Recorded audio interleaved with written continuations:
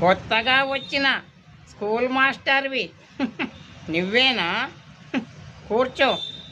ఇక్కడ నువ్వు డ్యూటీ చేయాలి అంటే పెద్ది చెప్పినట్టు వినాల్సిందే. పెద్ది చెల్లిని పెళ్లి చేసుకుంటేనే ఇక్కడ నువ్వు డ్యూటీ చేయగలవు. పెద్ది చెల్లికి ఓ ఫ్లాష్ బ్యాక్ కూడా ఉంది రోయ్.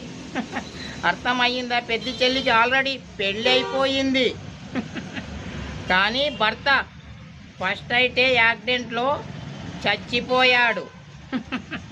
అర్థమైంది కదా నీకు? ఫస్ట్ నైట్లోనే చచ్చిపోయాడు. కానీ పెద్ద చెల్లి ఫ్రెష్గానే ఉంది.